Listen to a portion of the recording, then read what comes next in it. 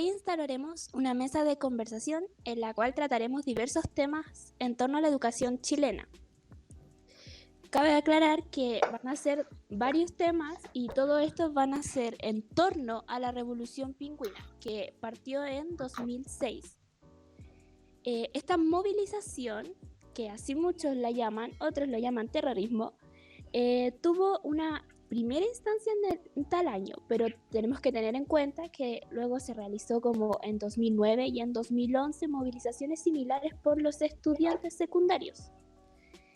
En la primera movilización, que es la de 2006, se buscaba ir contra el sistema de privatización de la educación que se impuso en la dictadura de Pinochet en los años 70.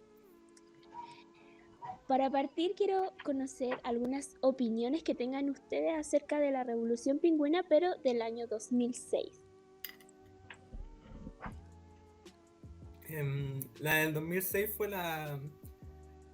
la que más violenta, o sea, bueno, la más violenta yo creo que fue lo que pasó en octubre quizás, pero no sé si el Fabián me puede ayudar con esto, pero claro, las de 2006 al 2011 fueron las violentas o no? Yo creo que fueron más violentas las del 2011. Dale, perfecto. ¿Tú estuviste en esa, cierto? Sí, en las dos. Sí. ¿Y te pareció y lanzaste alguna piedra? No, o sea, igual igual es súper interesante respecto de los documentales, porque si bien en la del 2006 yo estuve presente, fue de una forma súper ignorante. No en un sentido peyorativo de la palabra, simplemente por desconocimiento. Tratando de recordar, la verdad no pude llegar a cuáles fueron mis motivaciones para participar, de hecho, porque yo no pertenecía, no vengo de una familia politizada, no pertenecía a un movimiento político, no formaba parte de lo que yo vi en un documental que se podría denominar vanguardia.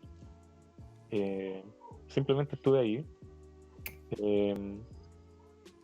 Pero sí, viendo los documentales, una cosa que pude rescatar harto es el tema específicamente del 2006 hablando, el tema de esta vanguardia, una vanguardia de estudiantes súper formada políticamente, una cuestión que me llamó harto la atención.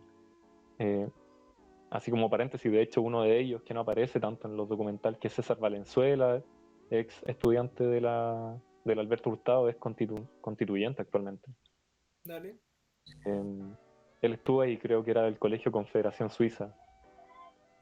Pero a mí, en particular del 2006, perdón, me llama la atención esa vanguardia, súper formada, súper consciente de a qué le apuntaban.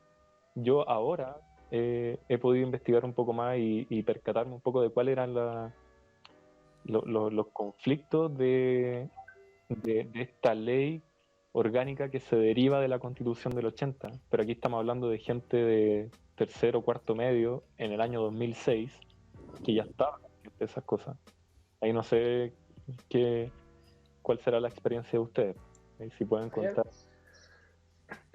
Bueno, se me ocurre un poco porque igual me siento identificado en un sentido de que yo también pecaba de ignorante por desconocimiento muchas veces de estos temas, pero creo entender, igual por el texto que leí, porque hay mucha gente que va igual o tiene nociones de. Es que igual siento que, también por lo que he leído, que desde que se instaló el sistema, digamos, el neoliberal, la LOCE, sobre todo de dictadura que viene de una imposición bien fuerte, desde ahí, desde que se instaló la dictadura hasta el 2006, digamos que fue el catacumbe de la educación, había un clima emocional igual fuerte, porque quizás desde mucho tiempo se arrastró esta idea de que el profesor a fin de cuentas era un agente más económico que un promulgador de valores o de conocimientos propiamente tal. Pues yo por lo menos sentía mucho en eso en el colegio. Muchos de estos mis profes hacían críticas constantemente y aunque yo no entendía muchas veces las cosas que se referían, sentía que había una identidad que como que no concordaba de lo que ellos sentían que eran, con lo que finalmente el sistema les decía que eran. y con muchos alumnos también pasaba lo mismo. Yo no entendía mucho, pero había algo, había como un ambiente psicosocial fuerte de resistencia democrático, digamos. Un comentario que yo quería hacer, por lo menos respecto a lo que estaba comentando Fabián, de que había como hablado de su experiencia personal tanto en 2006 como en 2011. Por lo menos por mi parte, yo siento que era demasiado pequeña como para recién captar todo lo que sucedía. Creo que en ese momento tenía como 2006, habré tenido 4 o 5 años, y luego en la del 2011, 9, 10 años, como para captar todo lo que iba surgiendo, y sobre todo al ser de región, era mucho más difícil distinguir lo que pasaba. Por lo mismo, era como que, si bien uno podía ver las noticias, porque obviamente uno, no sé, llegaba del colegio y veía las noticias y tal, era como, ¿qué está pasando? ¿Qué está sucediendo?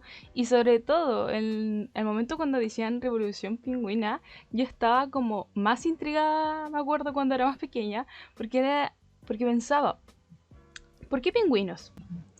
Y no fue, creo que hasta más o menos a mi media, que comprendí, debido a mis profesores, que eran pingüinos solamente debido al uniforme, cosa que igual, si bien es como bastante creativo, para mi mente de pequeña, no lo entendía y no lo comprendía. Entonces, mientras uno va creciendo, sobre todo viendo la retrospectiva que hubo hasta la del 2019, se visualizó mucho el cambio así de surgimiento a través de las personas, porque son otras generaciones. Si uno se va visualizando a través del 2006, en donde se vio como una pequeña revolución, en donde se veían como opacada la gente, donde buscaba sus derechos y donde sobre todo buscar una educación digna. Y luego ya en 2011, por lo que dijo Fabián, se instauró algo que era mucho más violento, mucho más conflictivo, ya que la gente obviamente iba a estar cansada de todo lo que estaba sucediendo. Y más aún en el 2019, donde ya era como el colapso de todo. ¿Y tú, Vale? Mira, yo para la Revolución Pingüina yo tenía como 5 o 6 años, entonces como que experiencias personales no tengo.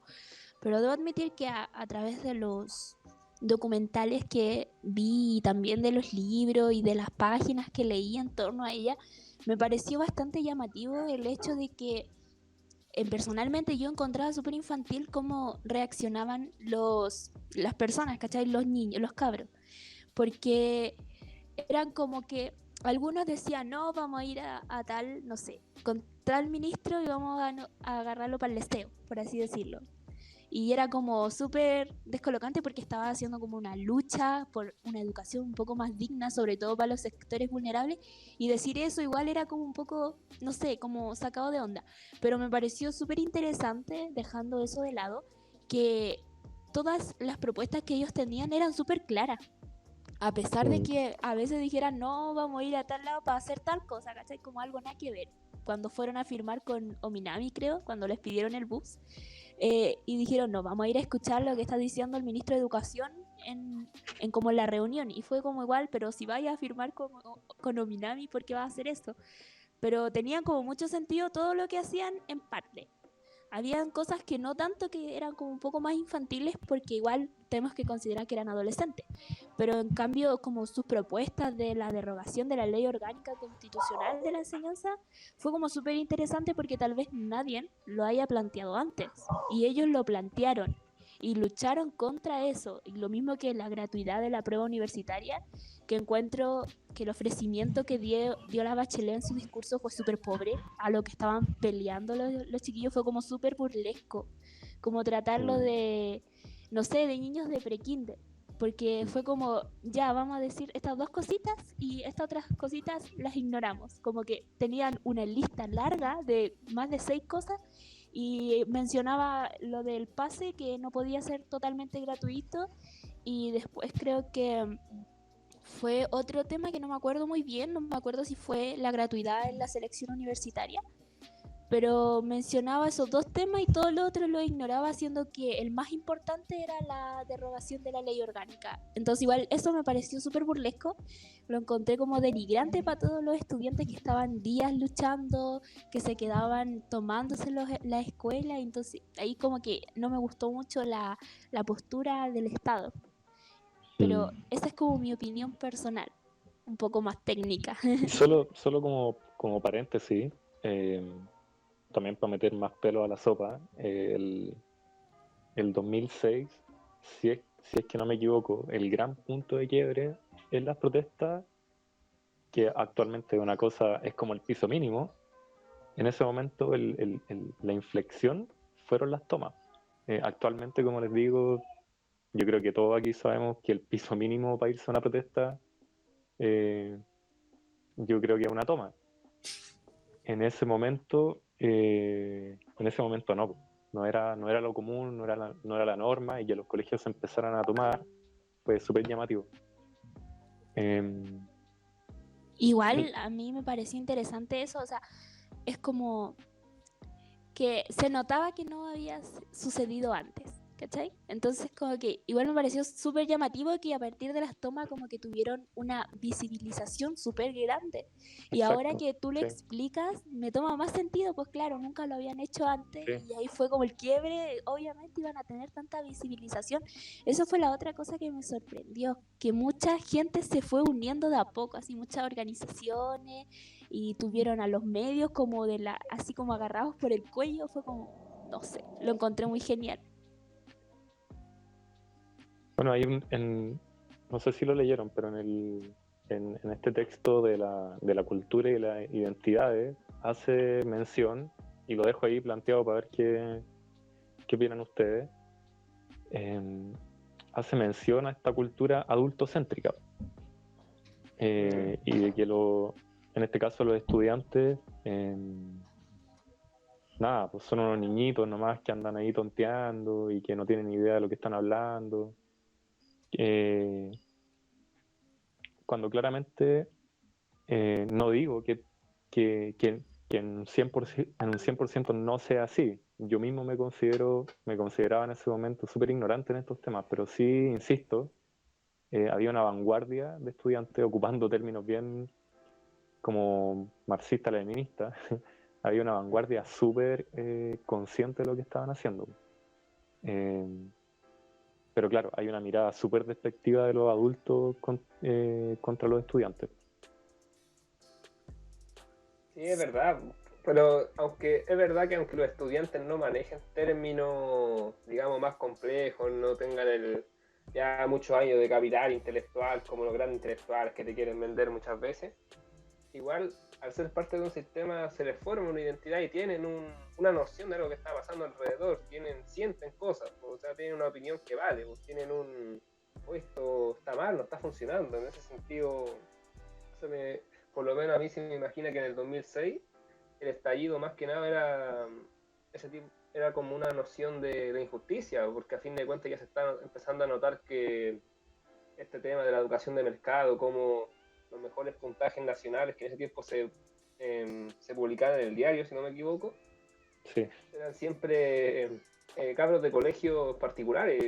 Era súper raro que cabros de colegio municipal estuviera muy bien rankeado. Y en general los colegios municipales, hasta el día de hoy, pues creo que yo leí en la PTU, los 96 mejores colegios eran particulares. Y había 2 particulares subvencionados y solamente 2 municipales. Y en esos tiempos era más acrecentado, creo, por encima. El documental decía, por 76 de los mejores puntajes siempre eran particulares, digo, los cabros.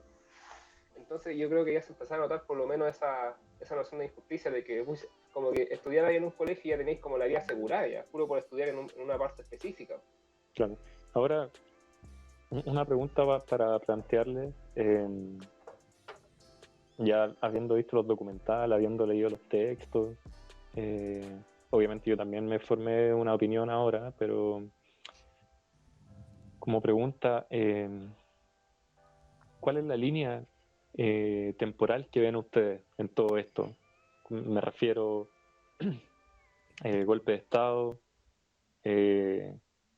reforma, o sea, nueva Constitución 1980, reforma Educación Superior 1981, la LOCE en el 91, si no me equivoco, 90, 91, 90, 2001, 2006, 2007 Transantiago, 2011, si no me equivoco, o 2010 creo, las denuncias contra la iglesia, 2011 universitario y 2019. ¿Cómo ven esa línea histórica? Espera, Usando los textos y los documentales que vimos. Mira, antes de que empiece la respuesta de las preguntas, quiero hacer un pequeño paréntesis en lo que dijo el Tomás sobre el tema de como que los colegios privados sacaban mucho mejor puntaje en las pruebas para entrar a la universidad. Sobre eso, no sé si ustedes lo vieron, pero el año que se instaló la PTU, creo que fue el año pasado, ya no me acuerdo, después de la protesta que se hizo, no sé si recuerdan, fuera de los establecimientos, ya salieron los puntajes, claramente. Y en estos puntajes se demostró que la prueba era estandarizada para solamente colegios privados, porque salieron mucho más puntajes buenos, como de 500 en adelante, de colegios como municipales y todo el tema. Y me acuerdo que me hizo mucha gracia que a muchas personas como más ricachonas, por así decirlo, les causó sorpresa porque nunca salía un buen puntaje de los lados más vulnerables, porque es como extraño, ya que los colegios en sí, digamos la verdad, un colegio municipal es penca, va mucho más atrasado que un colegio privado.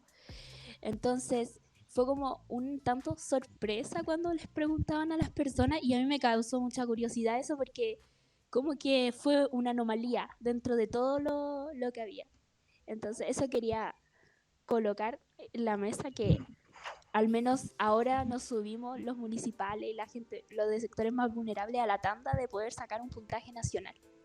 Ya, Pero, a ver, no entendí muy bien, o sea, como que la PTU ahora como que sí evalúa competencias más que conocimientos, y por Sí. eso los municipales ahora están accediendo a la universidad incluso más que los privados, ¿eso?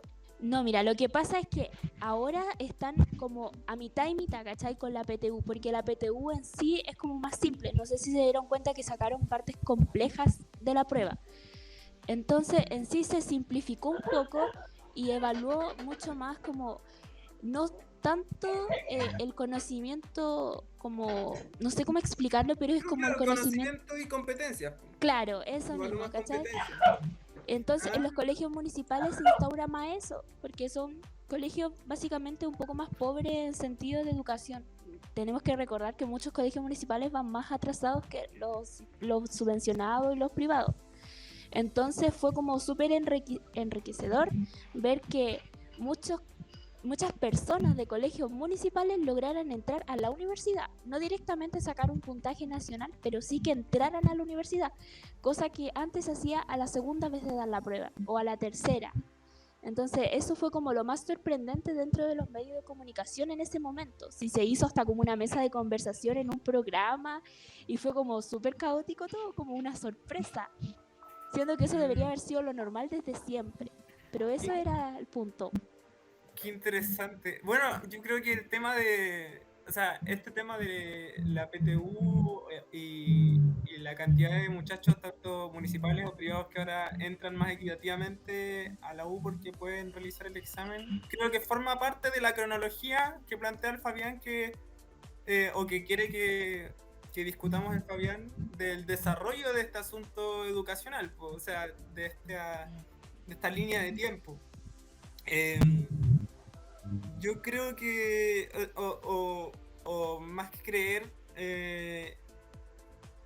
yo quisiese subrayar el tema de cómo estas vanguardias políticas van conduciendo a las masas que no cachan. Que yo creo que algo que se ha dado tanto en lo que dijo el Tommy o el Fabi respecto a que en alguna ocasión el Fabi participó en una marcha o el Tommy tenía la impresión de que algo se estaba gestando. Creo que probablemente fue la gran mayoría de los participantes de la revolución pingüina que quizás no tenían nociones y fueron conducidos por una vanguardia. Y de hecho, eso me hace pensar mucho en cómo funciona la política. Porque yo cuando era más chico y era más liberal, me molestaba mucho que yo sentía que la masa o la gente popular no se involucraba o no se informaba lo suficiente o como decía la Mimi, tenía actitudes que no correspondían a lo que se estaba haciendo, como que fueran a dar jugo con el ministro y lo agarraran para el hueveo, como decía ahí en el documental. Entonces, pero algo que he ido entendiendo, justo ahora que me he juntado con harto marxista, he cachado que hay una forma de entender la política en la que, claro, la vanguardia o los líderes políticos aprovechan, incluso aprovechan el desconocimiento y, y lo utilizan para hacer masa y cumplir sus propósitos, ¿cachai? O sea, no, ¿qué sacáis con criticar que la masa no se informe o que la masa no esté a la altura? Si la masa es masa y la masa ayuda y la masa aporta a cumplir tus fines políticos, ¿cachai? O sea, pensando incluso en el Capucha o cuando, no sé, en esta parte del documental, que un cabro que era súper inteligente, que era el presidente de la ACES, señalaba que la prensa manipulaba el movimiento estudiantil criminalizándolo, señalando el lumpen que destruía, que quemaba. Pero yo encuentro muy inteligente lo que él hace y no sé si sea de inteligente o de ingenuo, porque yo creo que la marcha o cualquier proceso tiene muchas interpretaciones y todas esas interpretaciones forman parte de lo que es el proceso, ¿cachai? Entonces, no sé qué tanto sea una manipulación de la prensa, o sea, yo creo que es una parte, pero claro, la prensa está capturando todo el proceso como un acto delictivo y él lo captura todo el proceso, aún probablemente sabiendo que incluye actos delictivos, los incluye como, no, que están criminalizando la causa real, que en realidad la gente que está protestando protesta pacíficamente, casi haciendo, casi borrando las protestas violentas que forman parte de la presión que contribuye al cambio. Bueno, quería comentar eso, que siento que se une a todo lo que usted decía. Y bueno, yo creo que eso ha conducido a cómo se dio, por ejemplo, una respuesta institucional al estallido social que fue el 2019, que fueron políticos que hicieron este acuerdo por la paz de crear una nueva constitución, calmando los ánimos de revolución, de revolución que yo considero que es una revolución real, que es la revolución violenta, destructiva, desordenada, que después llegan los políticos y la institucionalizan, pero incluso dejando de lado la posibilidad de una revolución a un nivel anarquista, popular, como la de, creo que Francia del 68, no sé si me estoy falopeando, a ver si cachan por ahí alguno de ustedes que me pueda ayudar. Pero no sé si tengan algo que añadir a mi observación. Una cosita, así, al final como relacionándolo con la línea cronológica que decía el Fabi, y con el tema del lumpen que decía ahí, cómo las masas se añaden a cosas, siempre está muy presente en la cultura, a fin de cuentas, chilena, ese descontento. O sea, eso es lo que representa, diría yo, esa línea cronológica, porque todas estas condiciones se vienen dando desde la dictadura y siempre por cada revuelta se recuerda la dictadura, porque ahí empezó todo, como que todas las movilizaciones siempre tienen su base de ahí, o sea, porque de ahí se fue gestando el sistema en el que estamos ahora. Entonces representa ese reconocimiento como de descontento cada marcha, y cómo se ha gestado en la cultura, y porque incluso sin tener mucha idea de política, sabéis que algo pasa por eso, porque hubo una dictadura que hasta el día de hoy tiene sus resquicios todavía. Oye, y a propósito de eso y del tema de la criminalización del movimiento estudiantil, las noticias que levantaba la prensa en esa época y que lo sigue haciendo hasta la fecha, aunque ahora hay muchos más medios alternativos que hacen un contrapeso o pequeño contrapeso, pero tomando todo eso en cuenta, ¿por qué derogar la LOCE? O sea, yo creo que la LOCE era lo que era determinada la estructura de privatización, pues, y la vanguardia quería otra estructura, pues, Era quería un un simbolismo de estatal. mercado, Claro. del liberalismo. ¿Por qué tú tenías alguna observación en especial, Fabi? No, pero plantear la pregunta, po. ¿Por qué era mala la LOCE en particular? ¿Qué es lo que trae de malo ese paquete? Yo creo que, bueno, si con nociones se refiere, la LOCE viene a estar como el símbolo neoliberal, pues entonces como hay un centralizado que viene históricamente, el peso más que nada histórico de hoy, estamos aquí porque la LOCE existe y por lo que representa porque la LOCE representa algo histórico también, pues, representa lo último que fue la dictadura, los últimos esfuerzos entonces, independiente si hay gente que debata si el sistema económico que puso la dictadura es bueno, malo, mediano, lo que sea, tiene ese peso histórico de que fue implantado a golpe. Entonces, yo por lo menos diría que ese peso le suma, ese peso histórico le hace querer tener un reconocimiento negativo de por sí. Bueno, empezar de cero y democráticamente. No sé si estamos hablando del mismo tema, o sea, primero esto va a sonar súper ignorante, pero yo creo que la LOCE te refería a la Ley Orgánica Constitucional. Sí. Por las insignias, ¿ya? Sí. Pero era como que se hablaba de que esto consagraba el derecho de los empresarios sobre la libertad educacional. Y en sí que él decía que gestando una educación para ricos era pagada y que para pobres era precaria, ¿cachai? Entonces yo creo que igual tenemos que considerar que Chile es un país enormemente desigual. Eso todos lo sabemos, todos lo tenemos súper claro. Y son más pobres que ricos, porque los ricos son siempre los mismos y los pobres van a seguir siendo pobres. Entonces era mucho más pobre y yo creo que es parte por el derecho a una educación digna. Yo creo que de ahí parte el hecho. ¿Por qué derogarla? Porque necesitamos una educación digna. Porque, Oye, vale. Dime.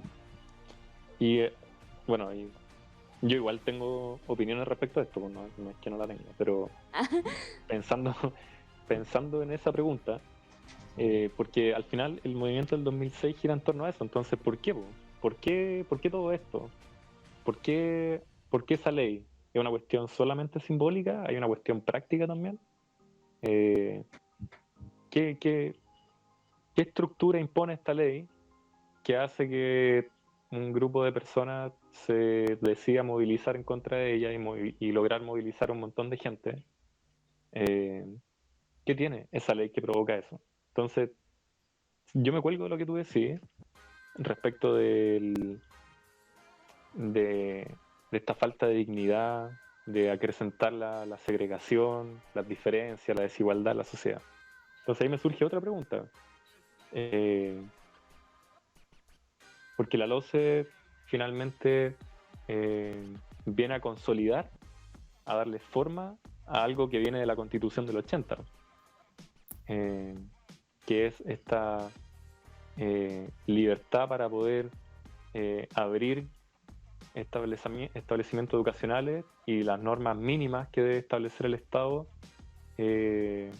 o los requisitos mínimos que debe establecer para que se lleve a cabo lo anterior. Entonces, eso abre la puerta a que se establezca, como dicen los textos, un mercado de la educación. Entonces ahí la pregunta que me surge, que les planteo, es, bueno, pero ¿eso es intrínsecamente malo en el sentido del lucro? ¿Es intrínsecamente malo que esté el lucro en la educación? Esa es como una de las preguntas que a mí me surgió y que la planteo acá. La LOCE en la lógica de mercado, o sea, lo que da paso a la municipalización, por ejemplo, entre lógica de mercado y Estado subsidiario también esa como mezcla antigua entre los conservadores y los liberales de forma intelectual. Y la municipalización genera desigualdad, como decía la Mini, y también yo creo que la LOCE hace como funcionamiento de mercado donde la educación se ve como una inversión, pero la inversión para que después te vayas a la universidad, tengáis una movilidad social por un trabajo bueno, y si hay alguien en la vida, no sé cómo está esa cultura de alguien en la vida si no estudiáis, si no invertís en educación. Pero resulta, después también está la mentira de que aunque nazcáis en un colegio municipal y invertáis mucho, lo más que podáis, o particular subvencionado, igual a donde como que del lugar donde nazcáis ya va a condicionar mucho, como que esa meritocracia de estudiar mucho por movilizarte socialmente al final no se cumplió. También yo creo que está esa frustración, que parecía que el sistema económico que representaba la estaba hecho para que nadie ascendiera socialmente y los que estaban arriba se quedaran arriba y los que estaban abajo se quedaran abajo. Por lo menos a mí me da esa impresión también.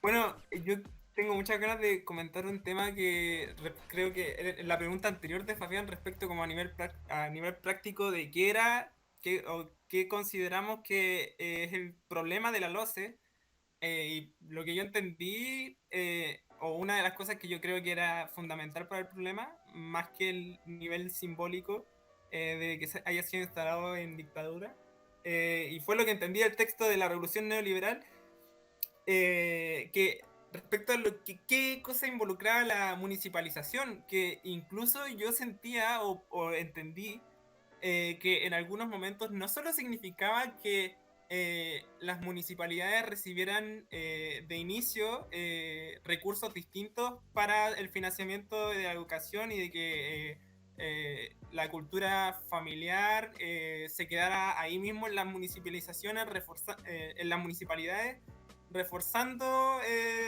la desigualdad educativa, sino que además el gobierno financiaba aún más los colegios privados porque ellos conseguían mayores matrículas o mejores resultados. Entonces, incluso más que ya directamente desigualdad, había un financiamiento del gobierno a esa desigualdad. Incluso al privado se le daban recursos públicos para que se desarrollase más, o sea, se le daban recursos públicos de forma desigual y le daba más al privado. Entonces, eso ya era casi, o sea, eso es reforzar la desigualdad, es aumentar la desigualdad. Yo creo que ese era el gran rollo de la LOCE y de la municipalización. Y respecto a lo último que dijo el Fabián sobre el lucro, yo creo que tiene que va en relación al propósito de la sociedad o cómo se ve una sociedad. Pues si la sociedad se ve como desde la perspectiva liberal de que cada uno entiende la educación de forma distinta, entonces ve cómo desarrolla X o Y habilidad, y con el subtexto del mercado, que es como, y como salga, o sea, y quien pueda lo haga bajo este régimen, o desde una perspectiva absurda que vendría a ser como un proyecto para todos como nación o como sociedad, en donde la educación sea la misma para todos, porque todos vamos a ser ciudadanos de esta sociedad. Entonces, regularizando qué habilidades se quieren, qué futuro se quiere visualizar. Eso me parece, quería comentar. Y algo también que me pasa, quiero escuchar la opinión de la José. Yo quería hablar todo este momento, pero el Matías no se calla nunca. No, ya, o sea, yo en su momento quería dar 2 puntos sumamente importantes debido a la educación como mercado y respecto a la ley LOCE, porque no sé si están enterados, posiblemente sí, que la ley LOCE se dio inmediatamente al término de la dictadura, que fue, si no me equivoco, en marzo de los 90, que inmediatamente terminó la dictadura y ese mismo día dijeron la ley LOCE. Entonces fue como tremendamente, así como que te cagan, así o sea, disculpe, pero así la palabra, súper coloquial, pero verdaderamente se terminó una dictadura llena de segregaciones, desigualdades, para directamente colocar una desigualdad educacional. Como que inmediatamente dijeron, bueno, ya no hay dictadura, pero hay desigualdad, más de la que había. Porque también, si uno se va al sueldo mínimo que había en los 90, son 26.000 pesos. Y obviamente existe la inflación. Pero piensen que ¿qué uno hacía con 26.000 pesos en los 90? O sea, el hecho de desigualdad educacional, el hecho de invertir educacionalmente a tu hijo o a tu pupilo. Y uno pensar así como, ¿qué hago con 26.000 pesos? ¿Cuánto le costará la colegiatura a una persona? Y obviamente va a existir esa desigualdad misma de decir, debo colocar a mi hijo, a mi pupilo en un establecimiento educacional porque no me dan las condiciones como para tenerlo en un colegio particular, porque pensemos que el particular subvencionado no estaba tan instaurado. Incluso la gente que podía más o menos decir, hoy yo puedo colocar a mi hijo en un particular subvencionado, esa gente igual empezó a creer como que había una clase media. Y eso también fue producto del mismo neoliberalismo, de que instauró una clase media, cosa que si uno ve en la realidad no existe. ¿Qué es la clase media? Es la misma desigualdad de siempre, el mismo pueblo de siempre contra la gente rica que existe en el pueblo. Y si pensamos bien que actualmente el sueldo mínimo creo que está en los 330.000 pesos, no sabría decirle específicamente, si bien ha subido considerablemente, sigue siendo desigual si pensamos en las condiciones económicas, porque pensemos en la misma universidad, desde un punto ya mucho más de educación superior. Si uno ve una persona que gana el sueldo mínimo, ¿podría ser capaz de pagarse, no sé, una universidad privada sin beca? ¿O No pagarse un sé, arancel? no Dime. sé. Quizá haciendo abogado del diablo o para meter, no sé, más picor al asunto.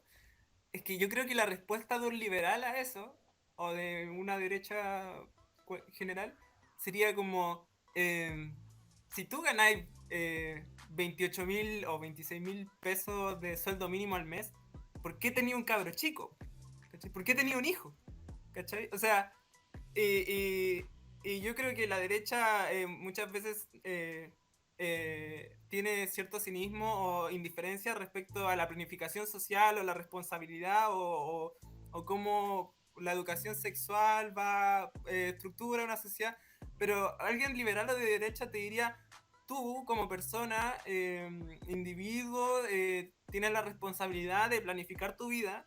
Te diría como, si tenía un sueldo mínimo o si ganáis poco, ¿por qué tenía un hijo? ¿Cachai? Y yo no es que esté del lado de eso, pero me gustaría que debatamos respecto a eso o que me dieran sus opiniones respecto a eso o que tú me diste tu opinión respecto a eso. Yo diría que ahí es como esa tendencia que también yo creo que es lo que se reclamaba mucho con la LOCE, que tiende a economizar todo, es una cuestión muy economicista que ignora bastantes cosas humanas también. Yo diría que la visión de educación que tenían los cabros de la Revolución Pingüina era también una educación más humanizadora antes que simplemente comprarte un par de cuestiones y era en un mercado, o sea, era muy mercantil, cuando en teoría la educación es algo más humano, algo más integral, más dinámico. No sé si alguien me puede complementar, pero Estoy de acuerdo con eso. De hecho, claro, el tema que mencionaba la José de esta ley que se hizo prácticamente en los últimos días de la dictadura, eso venía amarrado de antes. A mí no me quedó muy claro, estuve averiguando por ahí, investigando un poco, pero no me quedó muy claro por qué esa ley salió tan al final de la dictadura, considerando que eso ya está explícito en la Constitución del 80. En la Constitución del 80, si no me equivoco, en el artículo 19, que el relacionado como a los deberes y derechos de los ciudadanos, en el inciso 10 u 11, hablando así como abogado, ahí es donde hace mención a esto de que va a haber una ley orgánica constitucional que se va a encargar de estas cosas. No aparece la ley en sí misma, propiamente tal. Eso es la LOCE. Eso no aparece en la Constitución propiamente tal, pero el marco regulador está en esa Constitución ya aparece ahí. Entonces, claro, y eso está cargado de un espíritu, a mi juicio, bien cavernario en todo caso, liberal. Como dice el Mati, o sea, una derecha liberal bien doble estándar, bien limitada. Entonces, ¿por qué menciono estas cosas? Porque al final yo igual me iba haciendo las preguntas. Bueno, estamos hablando del 2006, estamos hablando de estas protestas. Se hace una crítica, la crítica más fuerte que tiene que ver con la LOCE. Bueno, ¿y por qué la LOCE? Bueno, porque establece este marco regulatorio en el cual abre la puerta a impregnar toda la educación de economicismo, como dice el Tommy. Bueno, ¿y por qué eso es malo? Porque si uno revisa la ley, se supone que hay controles de parte del Estado hacia los privados. Ahí hay controles, hay mecanismos puestos en esa ley que dicen, bueno, tendrán que rendir cuentas de las platas públicas, fiscales que se les está otorgando. Eso aparece en la ley. O los objetivos y los requisitos que busca esta educación básica y secundaria. Eso está. Y claro, y yo preguntándome en estas cosas, un punto al cual llego es como esta endogamia que se da en la derecha. Esta forma de relacionarse entre ellos mismos como clase social, que después en los 90 se expande, me imagino yo, se expande a la concertación y se agranda esta endogamia y que convierte en letra muerta la ley, pues, en algunos puntos, en cuanto a su fiscalización, en cuanto a los objetivos que persigue la ley. Por ejemplo, hay una parte en la ley actual que habla sobre uno de los objetivos, no me acuerdo si objetivo o requisito, que menciona para la educación secundaria. Entonces habla sobre la capacidad de poder, ¿cómo dice? Como atrapar o entender, comprender el significado de la filosofía de las ciencias, desarrollar las artes, desarrollar las letras. Eso está en la ley. Entonces la pregunta que yo me hago es, bueno, pero si estamos todos en este problema, ¿por qué ocurre eso? ¿Por qué está ocurriendo eso? Para mí la respuesta es este espíritu neoliberal, o liberal, o como le queramos decir, que lo impregna todo y lleva todo a temas de eficiencia, a temas de rentabilidad, etcétera. Colgándome un poco de lo que dice el Tommy. Pero lo planteo un poco como también haciendo como el abogado del diablo, ¿no? ¿Por qué esta ley es tan mala? ¿Por qué esa constitución es tan mala? ¿Por qué el lucro es tan malo? Y ahí eso lo dejaba ahí planteado. No sé si alguien quiere más opinar respecto a eso. Llevo harto pensando qué decir y qué responder en torno a todo lo que han dicho. Y me quedo con un poco las preguntas que hace el Fabián. Y no sé si sean malas. No sé si decirlo como algo malo.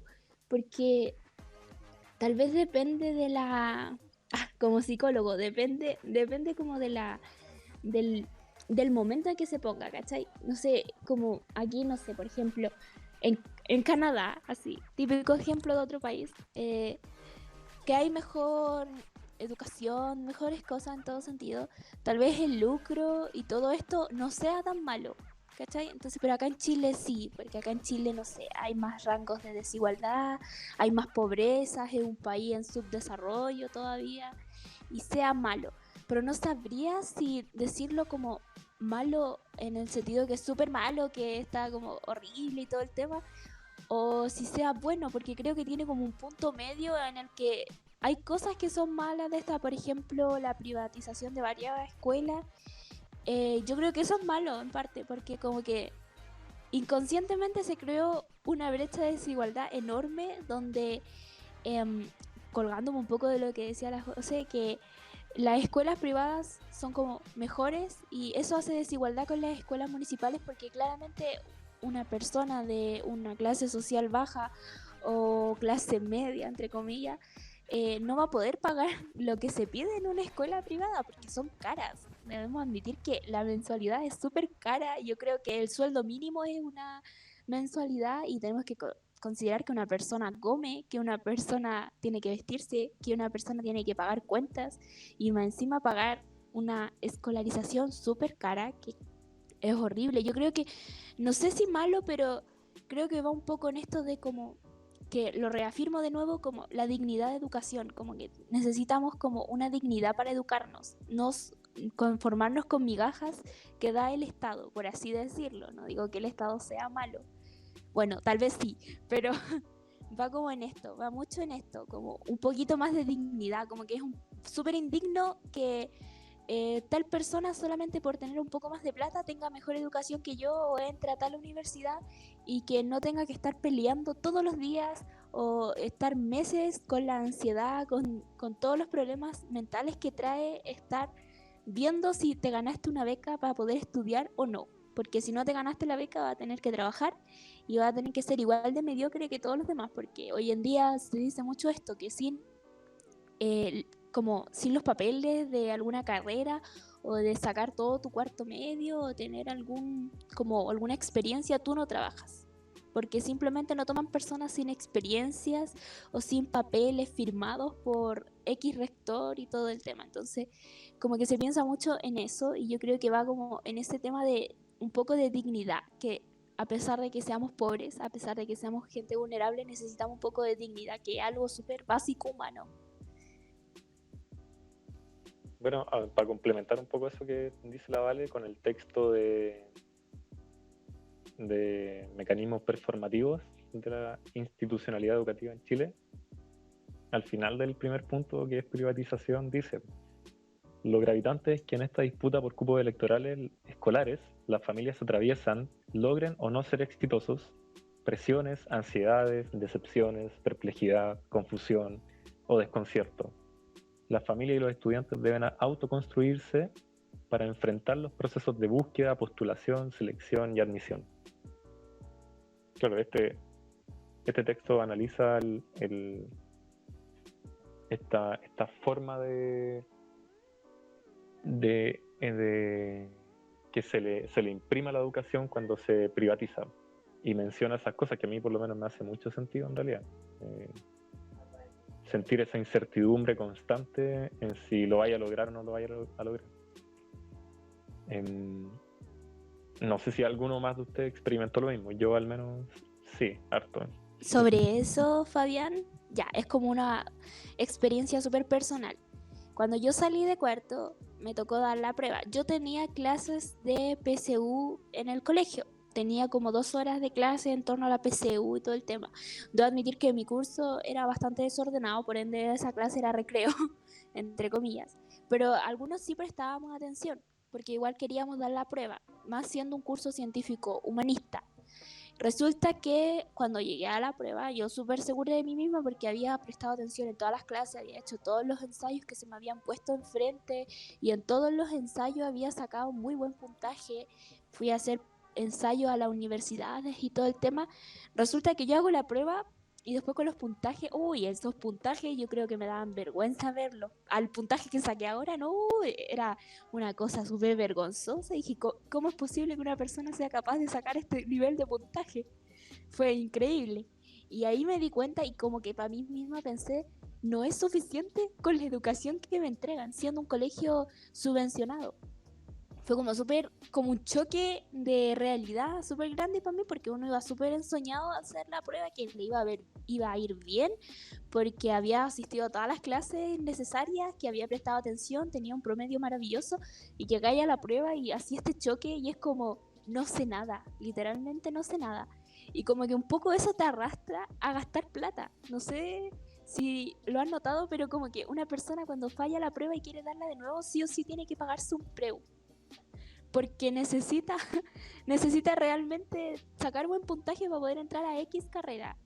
Y me pasó un poco eso, yo no me pagué preu, debo admitirlo, yo estudié con un preu gratuito y cuando hice el preu me di cuenta de que muchas cosas a mí nunca me las pasaron y yo esas cosas tal vez las vi, pero no las vi en el colegio, sino que las vi por fuera, como que había mucha materia y muchas cosas que a mí nunca me pasaron. Por ejemplo, los números complejos, yo nunca los vi en mi estadía de media, nunca, ni en básica. No sé ni qué eran. Yo llegué sabiendo a ese preu sin cómo, cómo sumar máximo. Y ahí yo reflexioné para mí misma que pasé por un proceso de darme cuenta que la educación, que es un poco más para la gente vulnerable, es súper mala. Es, pero rozando lo malo. No, o sea, tal vez en calidad humana sea un poco mejor, porque en sí a veces no es tanta competencia, pero yo creo que hay más competencia entre los pobres que entre los ricos, porque siempre quiere ser mejor uno estando en un lugar que se ve más vulnerable, porque quiere como salir de esa vulnerabilidad.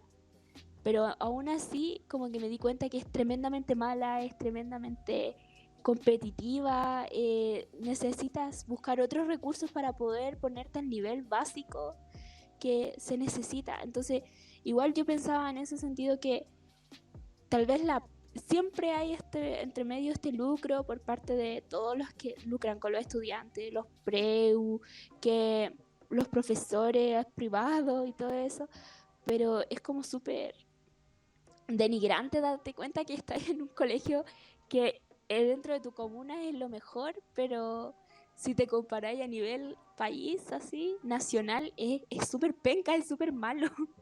Y como que va un poco en eso, como que estamos súper por debajo de lo que son los demás clases sociales y la jerarquización social que se dio, estamos como súper abajo.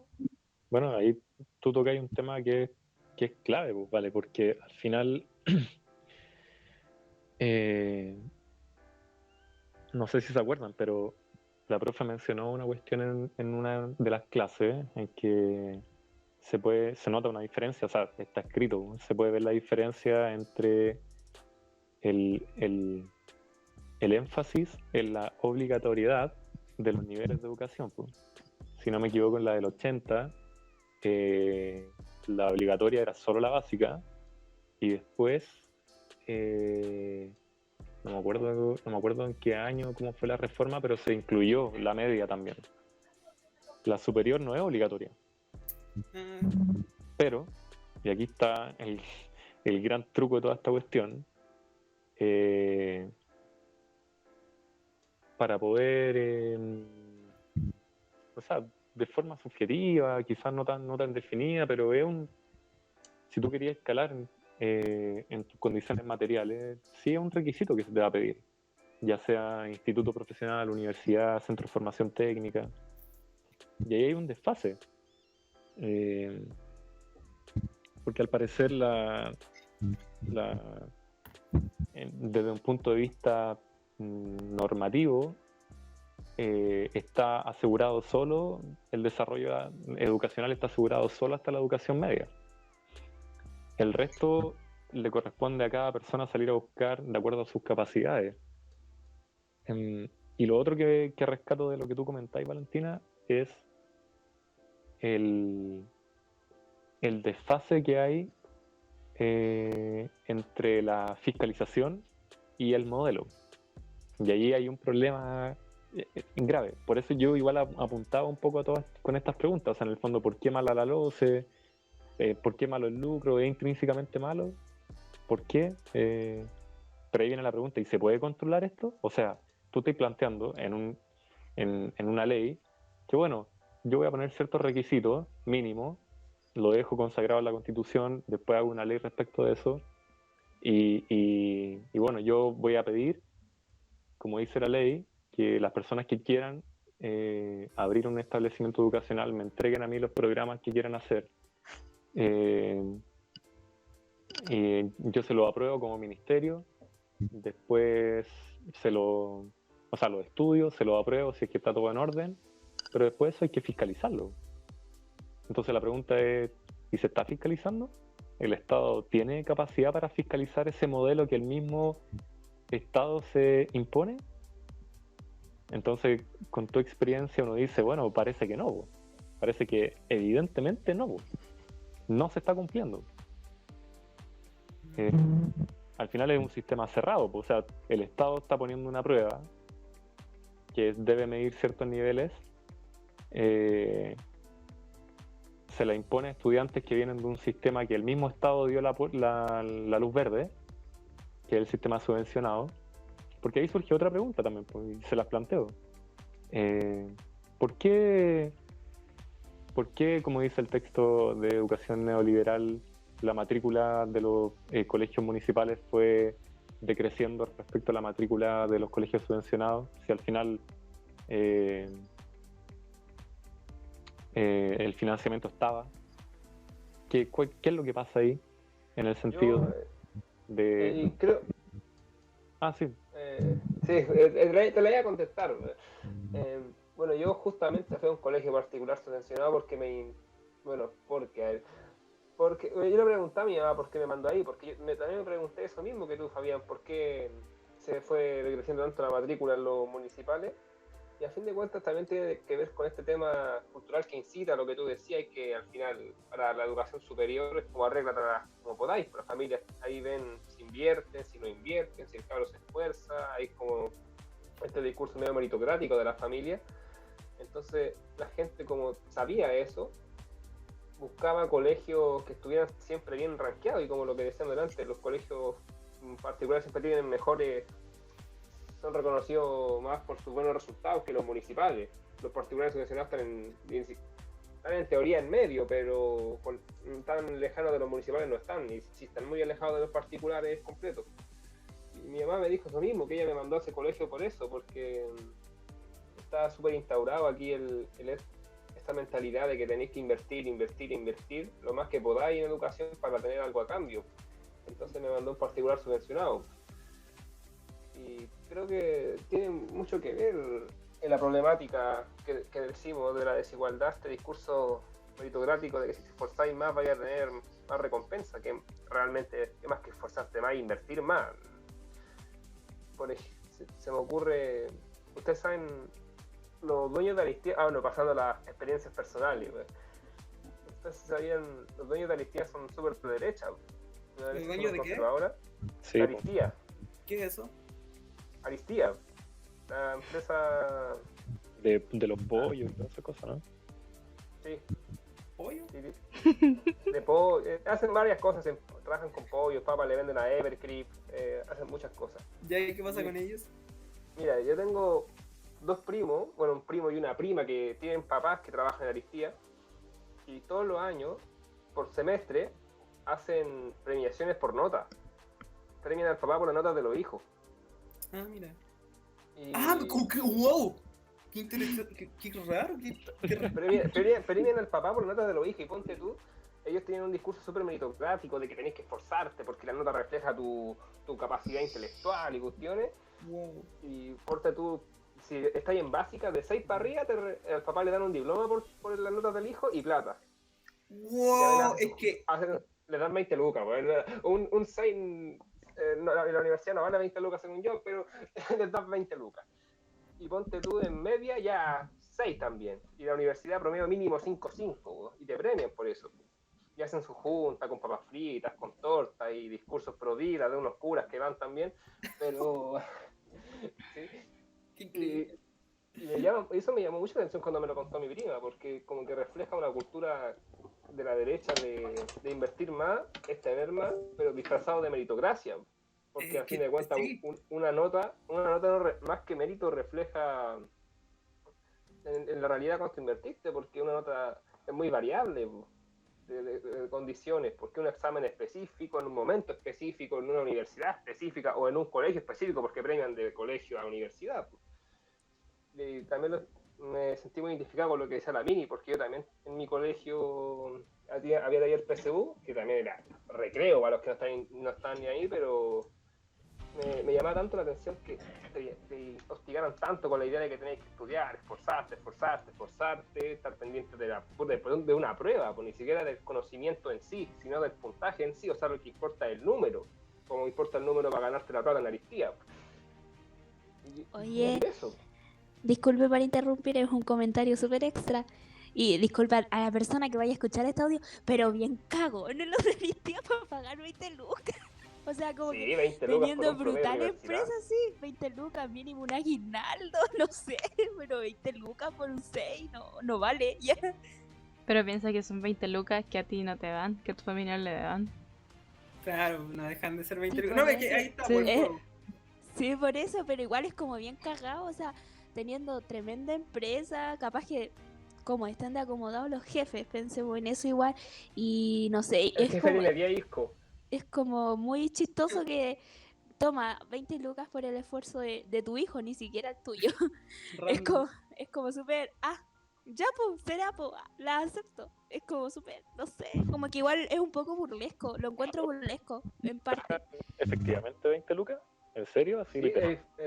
les pasan 20 lucas al papá. Y ojo, y eso es lo que no me dio atención, premian al papá, pues no al hijo o a la hija. Pues. Sí, pues, igual un poco, no sé, descolocante. Oigan. Quiero saber qué piensa la José de todo esto, porque nos hemos extendido harto y no la he escuchado en un ratito. Quisiera saber qué opina de todo lo que hemos hablado.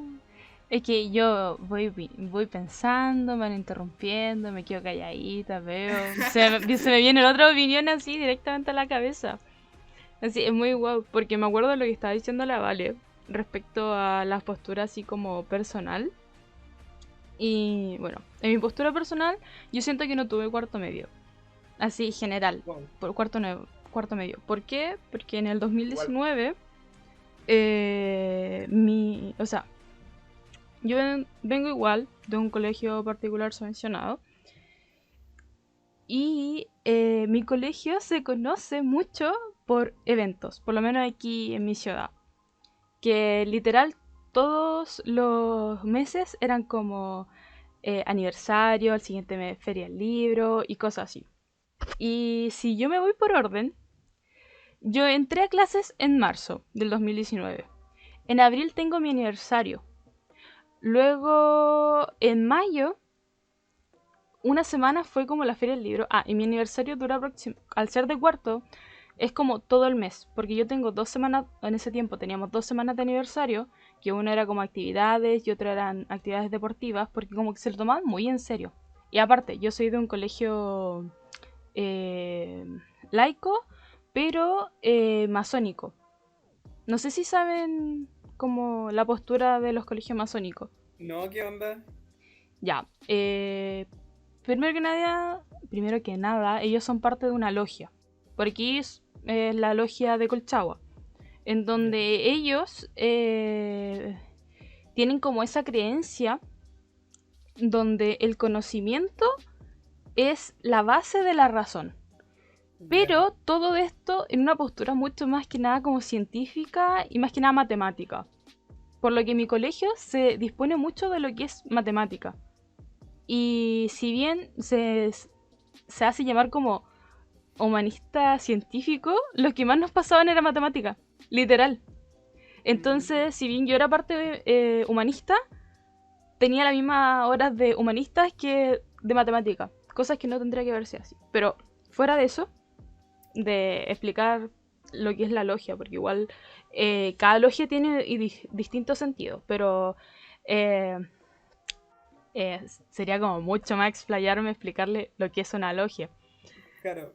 Ya.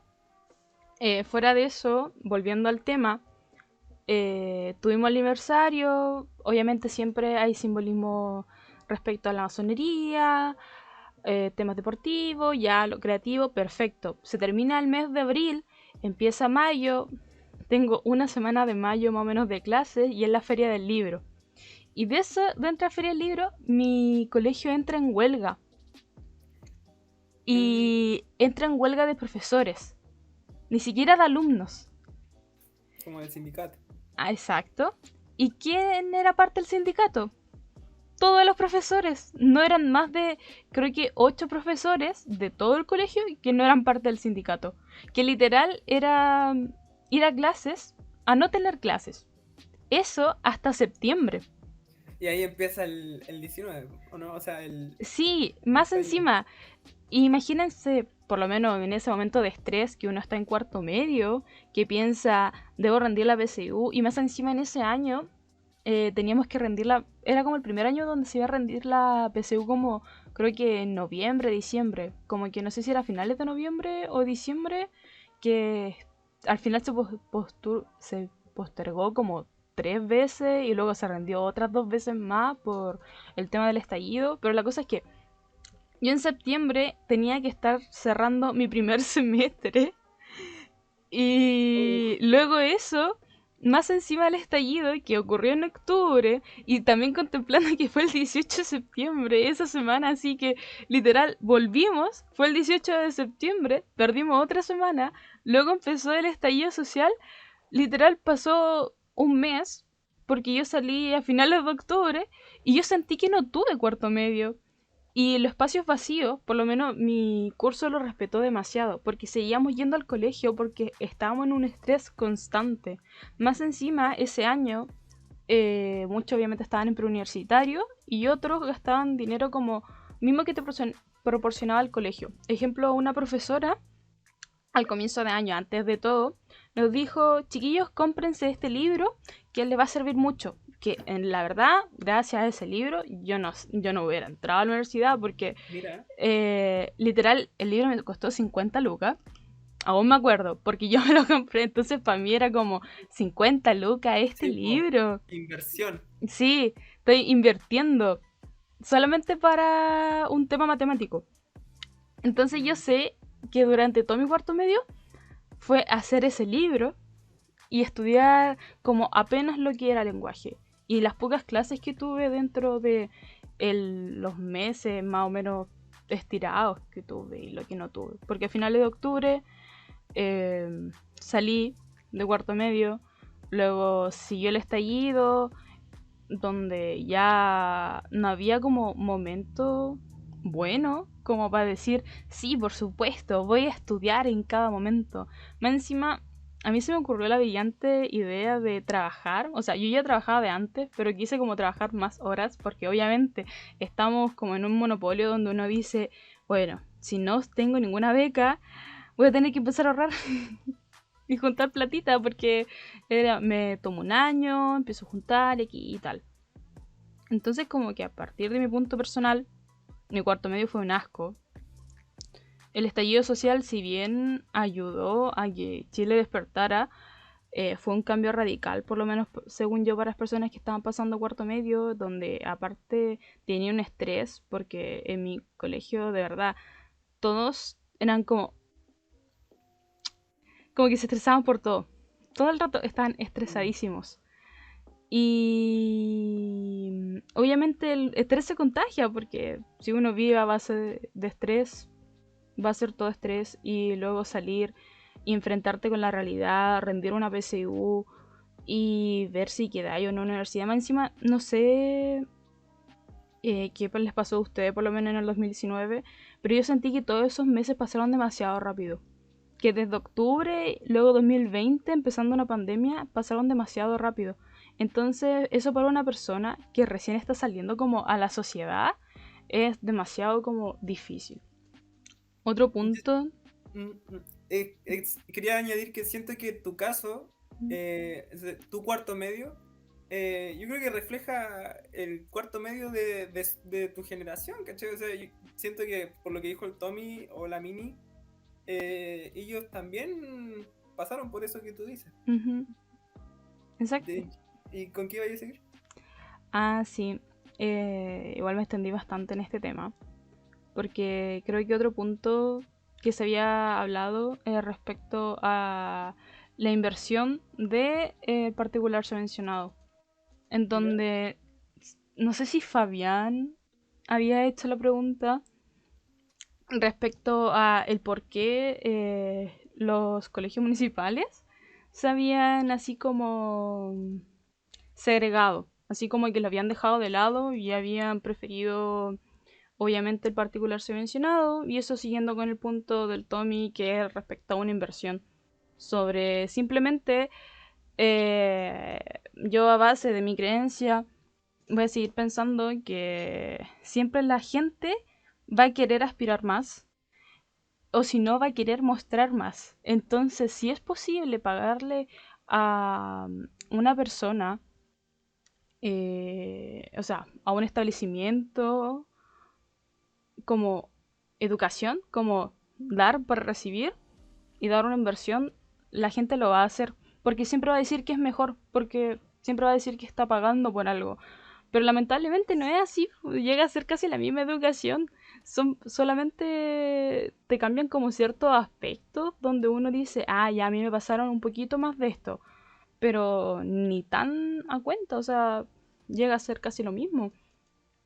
Y el último punto, he hablado demasiado, entonces ya me perdí ya con lo último que se había hablado. No, pero me parece bien que hables porque hubo harto rato en donde no pudiste intervenir. Respecto a eso último que dijiste,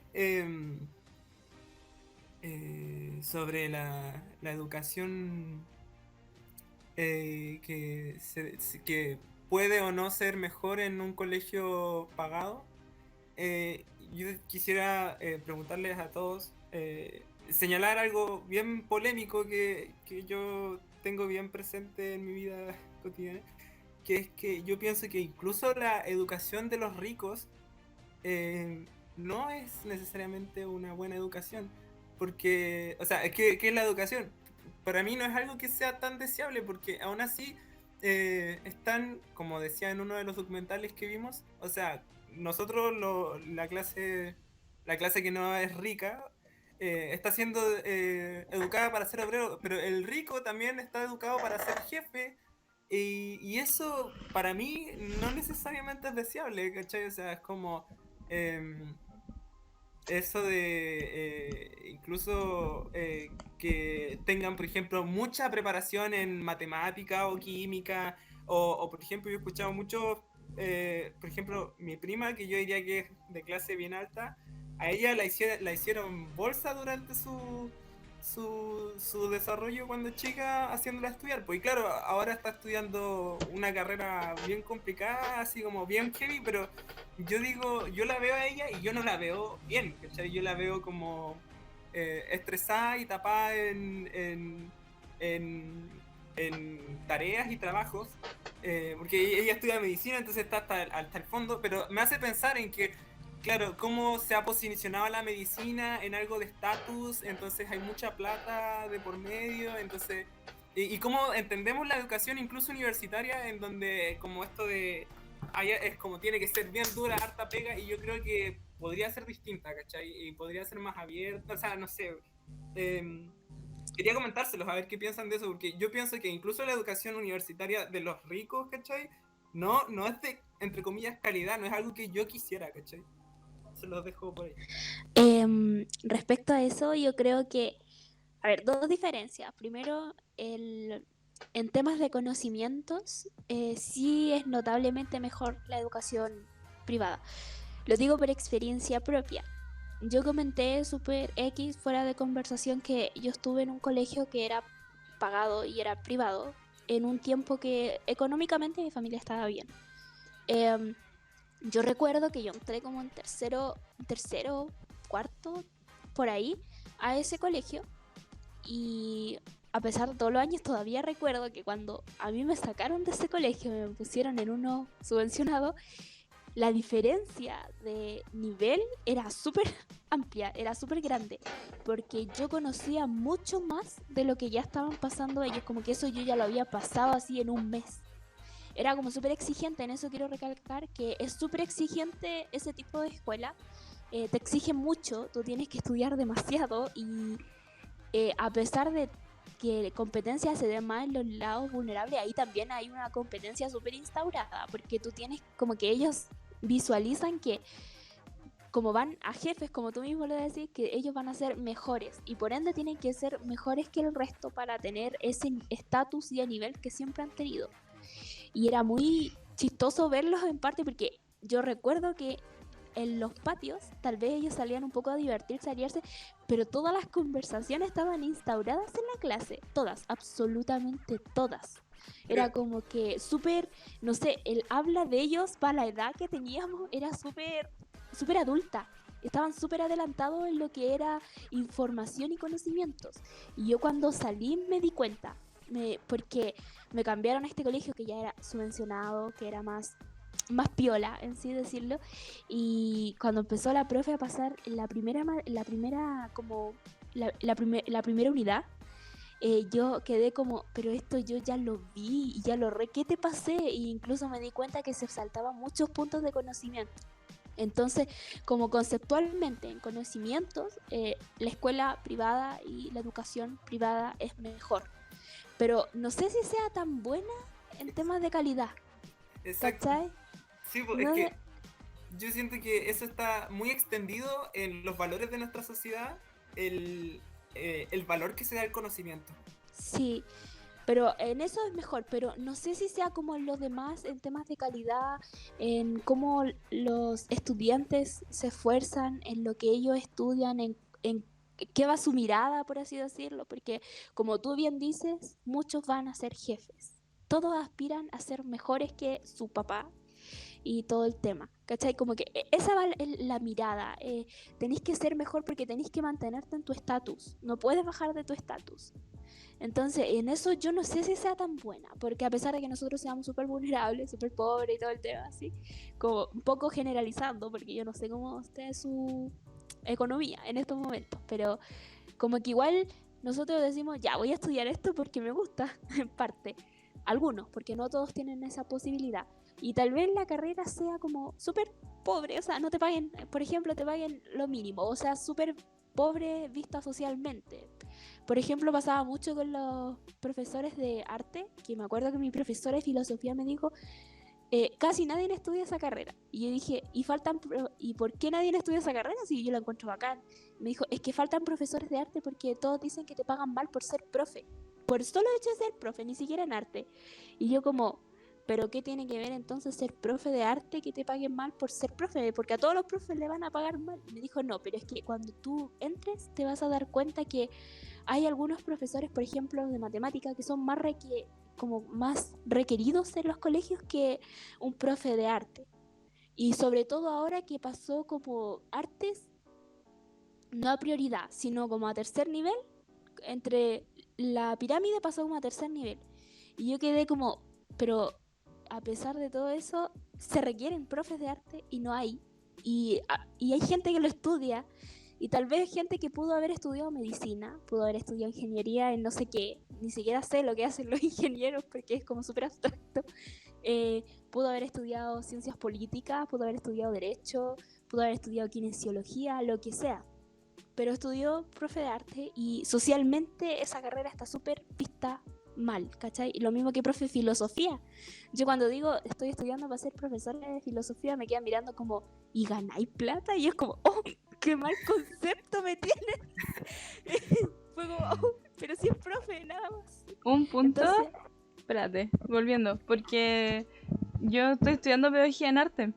Entonces, un punto así como súper aparte es que a mí siempre cuando me preguntan ¿qué estás estudiando? Y yo pedagogía en arte, me dicen, ¡ay, qué lindo! Nada más. sí. Y me siento como súper mal. Silencio incómodo Sí. después. Hay un mensaje implícito de... Sí. Ahí ya te das cuenta que toda la opinión está mala. Sí, Y y digo- de verdad es muy terrible, porque es como, ¡ay, qué lindo! Es Y uno que- como, ya gracias, po. Y también apoyándote, y sorry por interrumpirte, estáis totalmente en la razón respecto a que muy, muy, muy, muy pocos así pedagogos en arte. Incluso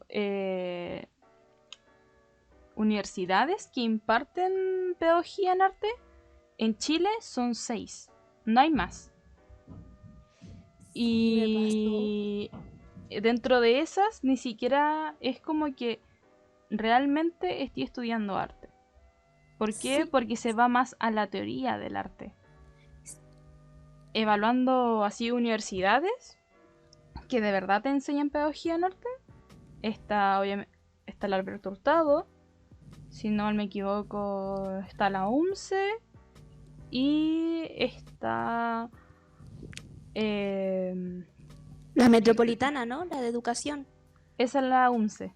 Ah, que yo confundo con la Católica del Norte porque también le dicen UNCE. No sabía, no tenía la menor idea, pero no, UMCE es Universidad Metropolitana de la Ciencia de la Educación, UMCE. ¿Y qué universidad? Creo que estaba la UNIAC y la Autónoma. Porque el resto de universidades te van a decir que estás estudiando arte y estudiar arte como tal es demasiado ambiguo igual y tampoco te deja muy claro el campo laboral que vaya a tener. Pero cuando tú dices estoy estudiando pedagogía en arte, es como que te dicen qué lindo, pero ya te están diciendo qué estás haciendo, qué estás estudiando, qué te Sí. pasa. ¿Qué es eso? No sé si les pasó a los chiquillos, a mí me pasó con pedagogía en filosofía, porque yo tenía 2 opciones, arte y filosofía. Y recuerdo que me costó tanto encontrar una universidad que pasara pedagogía en filosofía. Y estaba como la Católica del Norte, pero lo tenía con religión. Estaba la Metropolitana, pero tenía tan mala referencia en filosofía. Y ahí encontré el Hurtado. Como que hay carreras que dependiendo de, no sé si de la necesidad de los estudiantes, porque medicina, yo creo que universidad que veas tiene medicina. O sea, las 2 mejores universidades tienen medicina. Y como que ahí te das cuenta que incluso en las carreras hay como una jerarquización de cuál es mejor y cuál es peor. O sea, cuál se necesita tener y cuál no se necesita tener. Pero a mí me causa mucha risa lo que estamos diciendo porque ahora uno se ríe de eso, pero en su tiempo de estudiante a uno le afligía tanto, o sea, al menos a mí me afligió tanto encontrar una universidad, porque como que ninguna pasaba eso, y pasaban filosofía y era como uno mismo como ignorante decía, ¿y qué mierda le voy a trabajar? Porque, a ver, ¿cómo digo? Soy filósofa. ¿En qué trabajo? No sé. Y te salía las referencias de trabajo y como super media, museo. Y uno como, ¿y qué hace un filósofo en los museos? Como, ¿qué hago ahí? Era como súper ambiguo eso. Incluso recuerdo que llegué a la Católica y en la Católica hay una carrera que se llama estética, que se entra aparte con otra prueba. Y yo decía, pero ¿y qué hace la gente que trabaja en estética? Que es estética filosófica, no es estética corporal, ¿cachai? Y yo leí la malla y salía como en los trabajos museos. Como que en todo ponen museos. Todo lo humanista tú vayas a trabajar en un museo o en una biblioteca. Y como que no te ponen nada más. Y uno queda ahí como, ah, ya, gracias. Seguí, me camino, mejor. Tommy, ¿Sí? Bueno, a mí no me pasó eso realmente tan al pie de la letra, pero sí me di cuenta que había muy poca universidad de la carrera. Y no es verdad lo que dice la Vale, hay carreras que nunca faltan en universidades.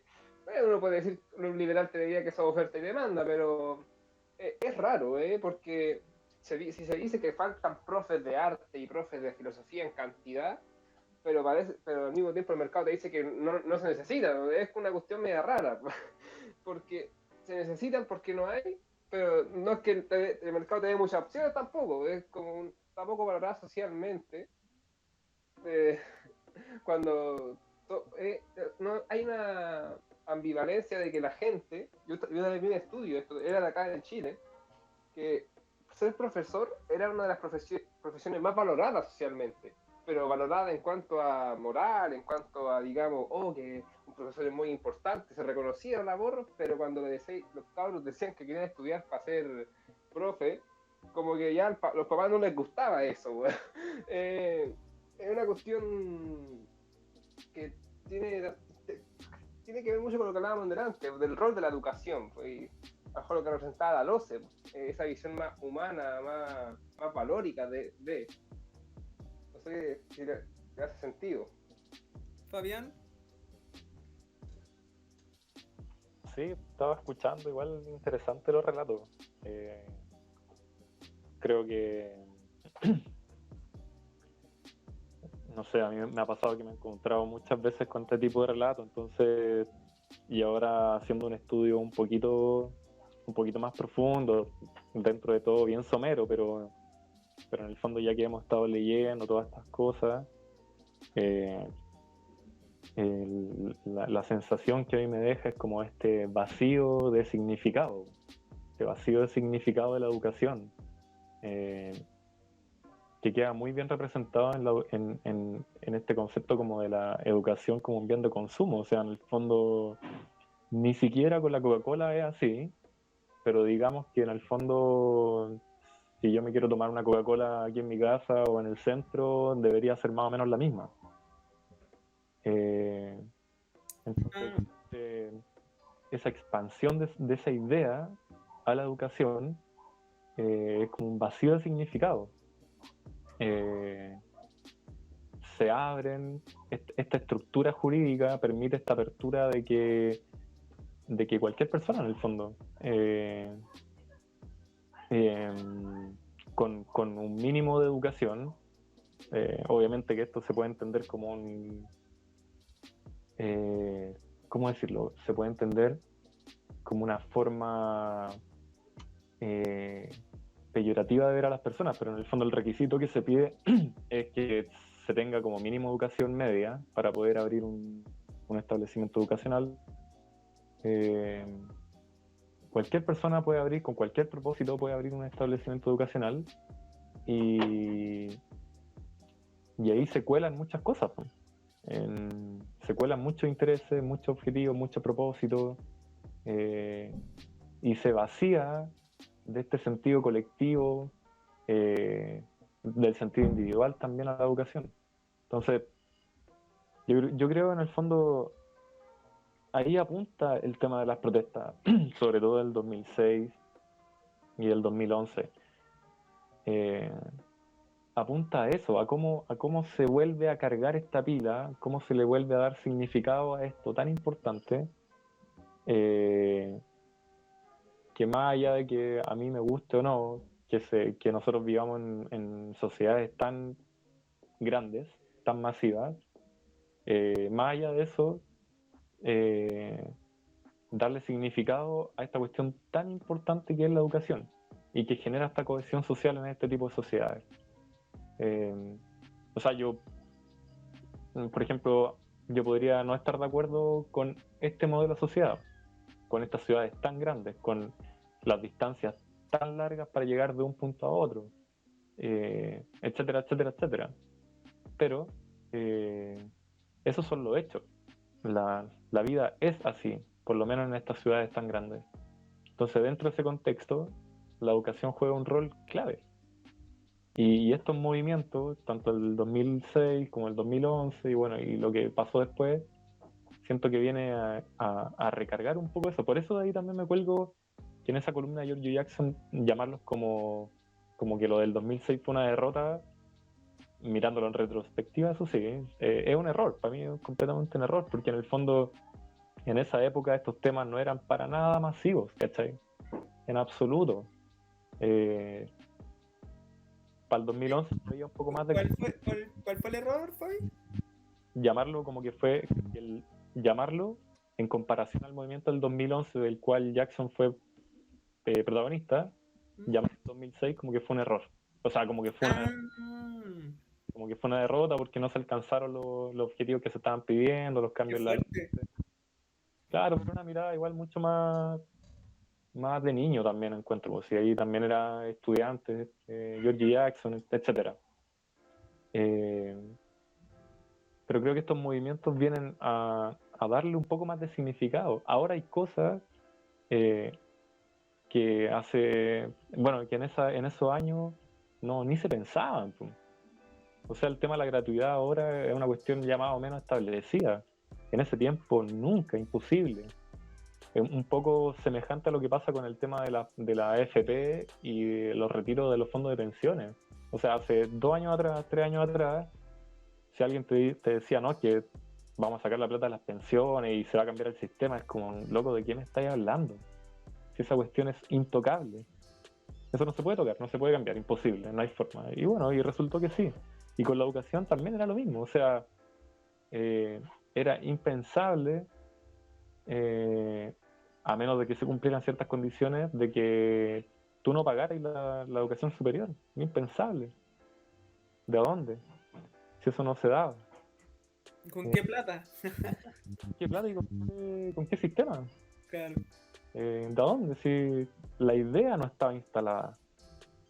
La idea, que es súper importante. Entonces, nada, me quedaba pensando con los relatos de ustedes. Yo tuve la suerte de haber estado ya más o menos grande. Yo el 2006 me tocó en cuarto medio y el 2011 me tocó en la universidad. Entonces, tengo esos recuerdos, si bien como les comentaba, en 2006 por lo menos un poco más ignorante, ahora lo he complementado y he podido entender mucho más viendo los documentales y leyendo los textos. Tuve esa suerte de haber participado y haber entendido un poco, aunque sea muy poquito. Y claro, insisto en el tema de dotarlo de sentido. Ahora entiendo, pues leyendo las constituciones y leyendo las leyes, ahora entiendo ese vacío, cómo se despojó de sentido la educación. Eso. Bueno, sí. Bueno, llevamos ya una hora y 30 o 1 hora 40. Y realmente yo creo que me gustaría seguir conversando y creo que podríamos conversar mucho más, pero claro, creo que ya estamos bien dentro del tiempo. Así que yo creo que podríamos cerrar y quizá alguna reflexión que quieran hacer algunos de ustedes como respecto al curso, así como cierre, pensando en reflexionando sobre qué aprendimos o bueno, claro, sobre eso, sobre qué aprendimos, qué les gustó más, qué les fue lo más significativo respecto a este curso. Un pequeño comentario de todos. Como, bueno, a mí me queda dando vuelta un poco lo que decía el Fabián, la búsqueda del sentido de...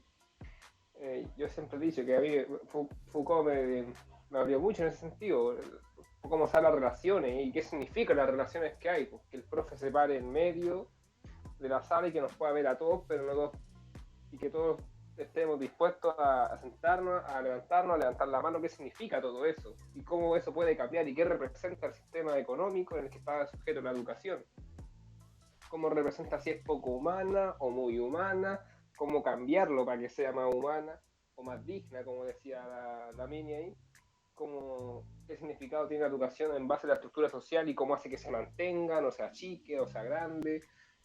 Eso principalmente diría yo, la búsqueda de un significado más claro en educación. ¿Para qué? Perfecto. José. En primera parte, yo creo que el curso, yo como esa clase de instancia, como va para ver la realidad, o sea, tal como dice el ramo, realidad educacional chilena, pero siento que da como esa instancia para reflexionar y para ver los cambios educacionales que ha tenido Chile y cómo se ha ido instaurando como generaciones, como no sé si llega a comprenderse, en donde como que cada generación se va enfrentando a al mismo sistema educacional y cada generación va repudiando el mismo sistema educacional. Y el curso, o sea, el ramo en sí dio como la instancia a comprender eso. tal como la profe decía respecto a cómo se visualiza la educación y cómo ciertos filósofos llegan a permitir ver como esa realidad en la sociedad y abrirse como a los espacios. No sé si se llega a aprender, pero como ver los espacios educacionales, ver qué sucede, ver cómo se comprende, cómo ha sido capaz Chile desenvolverse tanto en un tema que de cierta manera es corto, pero a la vez tan extenso, pero siempre llega al mismo punto fijo, que es la desigualdad social, el neoliberalismo y la poca empatía que existe dentro de este sistema. Dale, perfecto. ¿Y tú, Mini? Mira, la verdad de las cosas es que aprendí mucho más de lo que esperaba.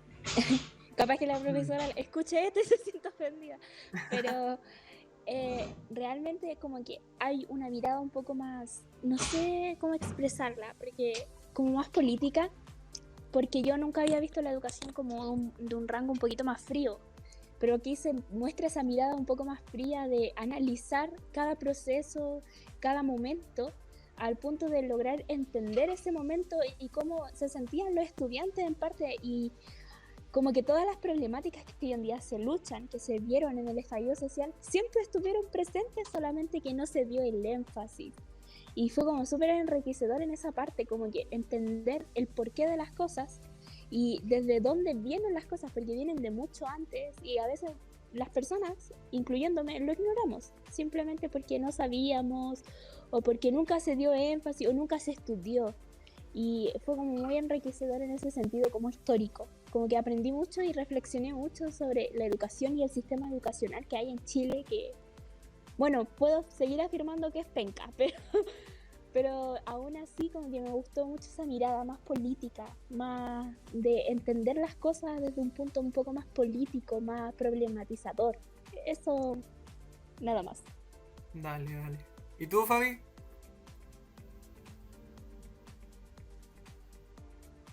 Sí, en realidad estoy súper de acuerdo con lo que dice Laval en todo caso. Pero estaba pensando, no sé si querías decir tú primero, Mati. Que no ¿Queréis que lo diga yo? ¿Queréis que diga mi reflexión primero? Sí. Ya. Bueno, en mi caso, claro, me pasó igual que a mí, yo no tenía muchas expectativas del ramo, pero al final me voy conforme con el ramo. Siento que aprendí respecto al desarrollo de la educación hasta el día de hoy en el contexto chileno. No solo desde las protestas después de Pinochet, sino que desde antes, incluso desde la revolución liberal aquí en Chile, de la independencia de España, como la oligarquía estableció la escolarización para crear el Chile, para crear una identidad nacional y al mismo tiempo crear un trabajador, crear un militar y ir diseñando los miembros de la sociedad desde la oligarquía y poder dimensionar un poco esas gerencias. También lo de los mestizos, el tema de España y los mapuches o los indígenas. Entonces, creo que el ramo, me hace sentido el nombre del ramo, quizá en realidad me suena muy fuerte, pero me hace sentido. Y creo que agrega mucho el tema de Foucault, aunque me hubiese gustado verlo más, pero sí me gustó harto el curso. Eso quisiese decir. Sí, la verdad me quedé pensando, ¿eh? Estaba pensando en las cosas que estaban diciendo, como que no he podido articular tanto una opinión en este momento, pero bueno, quizás respecto al mismo pensamiento, porque al final escuchándolo y también recordando cosas, de repente me sentí como un poco abrumado. ¿Cómo así? Pero claro, es que se vienen muchos recuerdos, muchas sensaciones, hay una cuestión que lo que pasa es que ha sido un proceso igual. Ahora, estas cosas las digo a propósito del curso, no como tema aparte, pero hay un proceso de despertar de la sociedad chilena que o sea, claro, puede ser usado como eslogan del estallido social, pero viene de mucho antes, muchos años antes. Por algo también se viene hablando del derrumbe del modelo, al menos desde el 2011, al menos.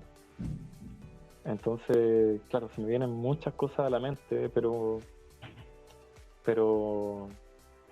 bueno, una de las cosas que puedo rescatar ahora es como decir que ahora hay una generación que quizás corresponde mucho más a ustedes que a mí mismo, que eso sí se rescata de las movilizaciones, de decir una generación que realmente no tiene miedo a ciertas cosas, que no le tiene temor a enfrentarse a ciertos problemas.